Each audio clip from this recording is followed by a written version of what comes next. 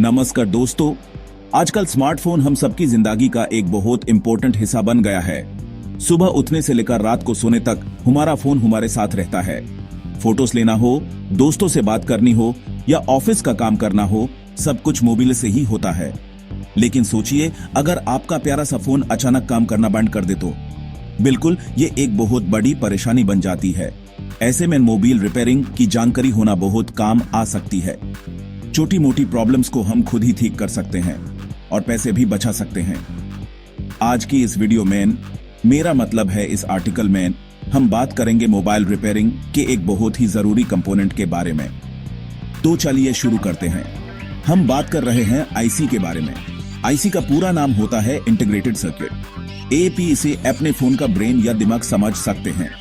यह एक छोटी सी चिप होती है जो मदरबोर्ड पर लगी होती है, लेकिन इसका काम बहुत बड़ा होता है। आपके फोन के अलग अलग फंक्शंस जैसे कि चार्जिंग, नेटवर्क, साउंड या डिस्प्ले, इन सबको कंट्रोल करने के लिए अलग अलग आईसीज लगी होती हैं। जैसे पावर आईसी फोन को ऑन करने और बैटरी मैनेज करने में मदद करती है, वैसे ही नेटवर्क आईसी आपको कॉल करने और इंटरनेट चलाने में हेल्प करती है।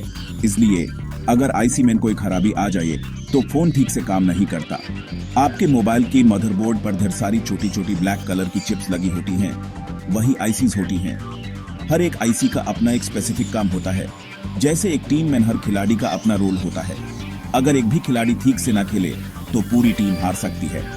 बिल्कुल वैसे ही अगर एक भी आईसी खराब हो जाए तो आपके फोन का वो पर्टिकुलर फीचर काम करना बैंड कर देता है।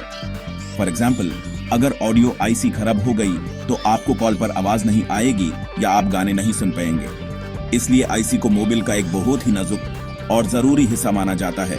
इस आर्टिकल में हम आगे डिटेल में समझेंगे कि ये आईसीज खराब क्यों होती हैं। हम ये भी जानेंगे कि अगर आपके फोन में आईसी से जुड़ी कोई प्रॉब्लम है तो आप उसको पहचानेंगे कैसे। साथ ही हम आपको आईसी बदलने के लिए जरूरी टूल्स और आसान स्टेप्स भी बताएंगे। तो बने रहिए हमारे साथ, क्योंकि ये जानकारी आपके बहुत काम आने वाली है। चलिए आगे बढ़ते हैं और देखते हैं कि आईसी में प्रॉब्लम्स आती क्यों हैं और उन्हें कैसे आइडेंटिफाई किया जा सकता है। तो चलिए शुरू करते हैं। तो दोस्तों, अब सवाल ये उठता है कि आखिर मोबाइल की आईसी खराब क्यों होती है। इसके पीछे कई कारण हो सकते हैं। सबसे कॉमन रीजन है फोन का पानी में गिरना या उस पर पानी लग जाना। पानी मदरबोर्ड के अंदर जाकर शॉर्ट सर्किट कर देता है, जिससे आईसीज डैमेज हो जाती हैं। इसके अलावा फोन का बार बार गिरना या उस पर जोर का झटका लगना भी आईसीज के लिए अच्छा नहीं होता। गिरने से आईसी के नीचे के सोल्डर कनेक्शंस टूट जाते हैं, जिसे ड्राई सोल्डर कहते हैं, और आईसी काम करना बैंड कर देती है। इसलिए फोन को पानी और झटकों से बचाना बहुत जरूरी है। एक और बड़ा कारण है गलत चार्जर का इस्तेमाल करना। कई बार हम ओरिजिनल चार्जर के बजाय कोई भी सस्ता या लोकल चार्जर यूज कर लेते हैं। इन चार्जर से मिलने वाली पावर सप्लाई आगे पीछे होती रहती है, मतलब वोल्टेज फ्लक्चुएट करता है। ये फ्लक्चुएशन चार्जिंग आईसी और पावर आईसी के लिए बहुत ही ज्यादा खतरनाक होता है और उन्हें आसानी से खराब कर सकता है। ओवरचार्जिंग यानी फोन को 100% चार्ज होने के बाद भी घंटों तक चार्जर पर लगाए रखना भी अच्छी आदत नहीं है। इससे बैटरी और आईसीज पर बुरा असर पड़ता है। इसलिए हमेशा ओरिजिनल या एक अच्छी कंपनी का चार्जर ही यूज करें। अब बात करते हैं कि आप पहचानेंगे कैसे कि फोन में आईसी की ही प्रॉब्लम है। इसके कुछ कॉमन साइंस होते हैं। मान लीजिए आपका फोन चार्ज नहीं हो रहा और आपने चार्जर और बैटरी बदल कर देख लिया, फिर भी प्रॉब्लम आती है, तो हो सकता है चार्जिंग आईसी खराब हो। अगर फोन बार बार अपने आप बैंड होकर ऑन हो रहा है, जिसे रिबूट लूप कहते हैं, या बिल्कुल ही ऑन नहीं हो रहा, तो यह पावर आईसी की खराबी का संकेत हो सकता है। नेटवर्क का ना आना, वाईफाई का कनेक्ट ना होना या साउंड में प्रॉब्लम आना भी उस पर्टिकुलर सेक्शन की आईसी के खराब होने से हो सकता है। आईसी बदलने का डिसीजन लेने से पहले आपको कुछ चीजें चेक कर लेनी चाहिए। सबसे पहले ये कंफर्म करें कि प्रॉब्लम सॉफ्टवेयर की नहीं है। फोन को एक बार रीसेट करके देख लें। अगर प्रॉब्लम फिर भी बनी रहती है, तभी हार्डवेयर यानी आईसी पर शक करें। आईसी को बदलने के लिए आपको कुछ खास टूल्स की जरूरत पड़ेगी। इनमें एक अच्छी क्वालिटी की hot air gun, SMD rework station, एक अच्छा सोल्डरिंग आयरन, अच्छा वाला फ्लक्स, आईसी निकालने के लिए एक स्क्रैपर और साफ करने के लिए इसोप्रोपिल अल्कोहल और ब्रश चाहिए होगा। ये सारे टूल्स आईसी रिप्लेसमेंट के लिए बहुत जरूरी हैं। चलिए अब आगे बढ़ते हैं और रिप्लेसमेंट प्रोसेस को समझते हैं। तो चलिए दोस्तों, अब हम बात करते हैं आईसी बदलने के आसान तरीके के बारे में। यह काम थोड़ा टेक्निकल है और इसमें सफाई और पेशेंस की बहुत जरूरत होती है। सबसे पहला स्टेप है खराब आईसी को मदरबोर्ड से ध्यान से निकालना। इसके लिए आपको आईसी के चारों तरफ थोड़ा सा फ्लक्स लगाना है। फ्लक्स लगाने से सोल्डर जल्दी पिघल जाता है और आईसी आसानी से निकल आती है। फिर आपको हॉट एयर गन, जिसे एसएमडी मशीन भी कहते हैं, का यूज करना है। टेम्परेचर को लगभग 350 से 400 डिग्री सेल्सियस पर सेट करें और एयर फ्लो को मीडियम रखें। आईसी के ऊपर हीट को गोल गोल घुमाते हुए दें ताकि हीट बराबर लगे।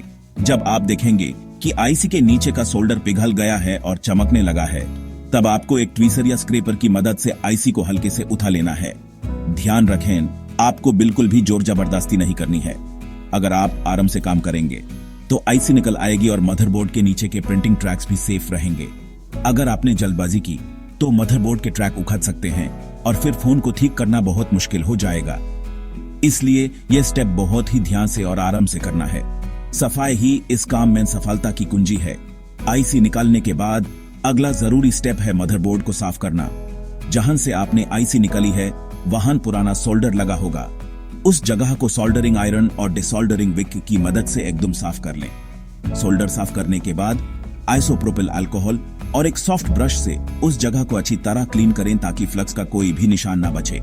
जितनी अच्छी सफाई होगी, नई आईसी उतनी ही अच्छी तरह से बैठेगी और अच्छा काम करेगी। यह स्टेप इसलिए जरूरी है क्योंकि पुराना सोल्डर नई आईसी के कनेक्शंस को आपस में शॉर्ट कर सकता है। अब आखिरी स्टेप है नई आईसी को लगाना।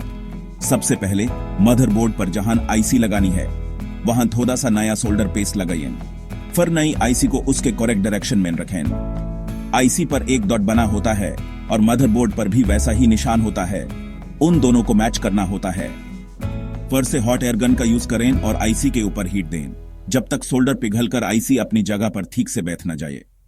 हीट देने के बाद बोर्ड को ठंडा होने दें। ठंडा होने के बाद यूज फिर से अल्कोहल से साफ करें। इसके बाद आप फोन को ऑन करके चेक कर सकते हैं। दोस्तों, आईसी रिप्लेसमेंट का काम करते हुए कुछ सेफ्टी टिप्स का ध्यान रखना बहुत ही जरूरी है। हमेशा एक वेल वेंटिलेटेड जगह पर काम करें क्योंकि सोल्डर और फ्लक्स के धुएं में हार्मफुल केमिकल्स हो सकते हैं। अपनी आंखों को बचाने के लिए सेफ्टी गॉगल्स का इस्तेमाल कर सकते हैं।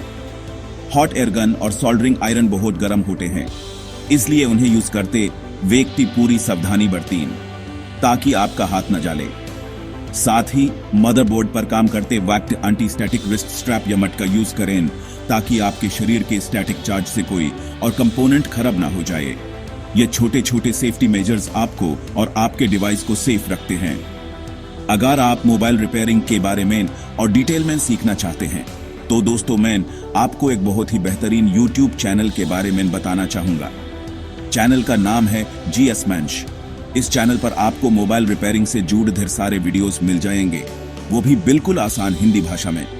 वहां पर आपको आईसी लेवल के काम से लेकर सॉफ्टवेयर प्रॉब्लम्स तक हर चीज के ऊपर प्रैक्टिकल वीडियोस मिलेंगे। GS Mensch चैनल नए टेक्नीशियंस के लिए एक बहुत ही अच्छा रिसोर्स है। उनके स्टेप बाय स्टेप ट्यूटोरियल्स देखकर आप अपने स्किल्स को और भी बेहतर बना सकते हैं। तो आपसे रिक्वेस्ट है कि एक बार चैनल पर जरूर विजिट करें। अब बात करते हैं इस स्किल को सीखने के फायदे के बारे में। दोस्तों, मोबाइल रिपेयरिंग का हुनर सीखना आज के टाइम में एक बहुत ही अच्छा करियर ऑप्शन है। जैसे जैसे स्मार्टफोन्स का यूज बढ़ रहा है, वैसे वैसे स्किल्ड मोबाइल टेक्नीशियंस की डिमांड भी बढ़ रही है। AAP इस स्किल को सीखकर अपना खुद का रिपेयरिंग का बिजनेस शुरू कर सकते हैं या किसी अच्छी मोबाइल शॉप पर जॉब कर सकते हैं। इस काम में इनकम इन्वेस्टमेंट में अच्छी इनकम हो सकती है। इसके अलावा आप अपने और अपने दोस्तों रिश्तेदारों के फोन भी खुद ही ठीक कर सकते हैं, जिससे आपके काफी पैसे बचेंगे। तो दोस्तों, आखिर में मैं बस यही कहना चाहूंगा कि मोबाइल रिपेयरिंग एक ऐसी फील्ड है जिसमें हमेशा कुछ नया सीखने को मिलता है। अगर आप में थोड़ा सा पेशेंस है और टेक्नोलॉजी में इंटरेस्ट है तो आप इस फील्ड में बहुत आगे जा सकते हैं। शुरुआत में खराब या पुराने मदरबोर्ड पर प्रैक्टिस करें और जैसे जैसे आपका हाथ साफ होता जाए आप लिफ्ट फोन्स पर काम कर सकते हैं। उम्मीद है कि आपको आईसी से जुड़ी ये जानकारी पसंद आई होगी। अगर आपका कोई भी सवाल हो तो नीचे कमेंट्स में जरूर पूछें। चलिए, इसी के साथ आज की ये वीडियो ये आर्टिकल यहीं खत्म करते हैं। जय हिंद, वंदे मातरम।